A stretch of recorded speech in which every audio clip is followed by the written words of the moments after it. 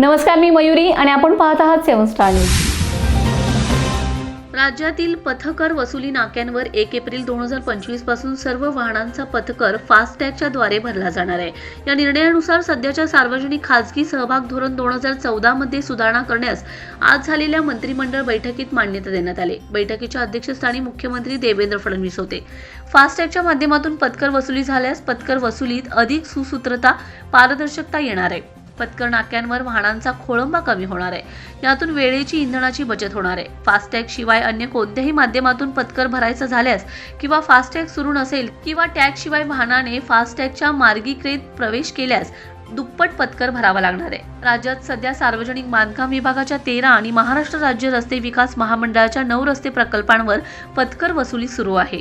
या ठिकाणी तसेच भविष्यात पथकर वसूल करावा लागणाऱ्या प्रकल्पांसाठी हा निर्णय लागू राहणार आहे. सामान्य प्रशासन विभाग, प्रशासकीय कामकाज अधिक सुलभ, गतिमान करण्यासाठी सुधारित महाराष्ट्र शासन कार्यनियमावली, प्रशासकीय कामकाज अधिक सुलभ आणि गतिमान करणारी सुधारित महाराष्ट्र शासन कार्यनियमावली प्रसिद्ध करण्यास झालेल्या मंत्रिमंडळ बैठकीत मान्यता देण्यात आली.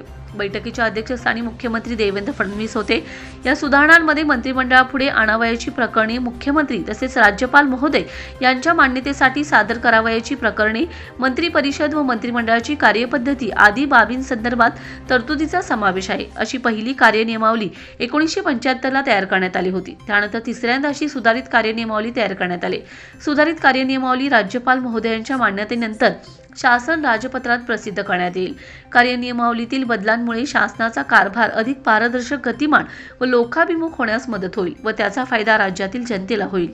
या कार्यनियमावलीत काळानुसार सुधारणा करण्यासाठी मंत्रालयीन विभागांच्या सचिवांचा एक अभ्यास गट गठीत करण्यात आलाय. यापूर्वी त्यांनी भारत सरकारच्या व इतर राज्यांच्या नियमावलींचा तुलनात्मक अभ्यास करून कार्यनियमावलीत सुधारणा करण्याची शिफारस केली.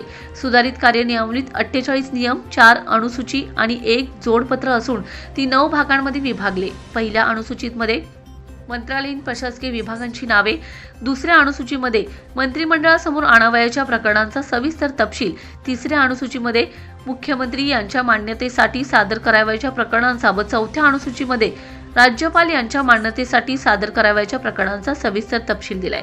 तसेच जोडपत्रामध्ये मंत्री परिषदेची आणि मंत्रिमंडळाची कार्यपद्धती विशद केले. त्याचबरोबर विधेयक सादर करण्याची कार्यपद्धती देखील सुटसुटीत करण्यात आले.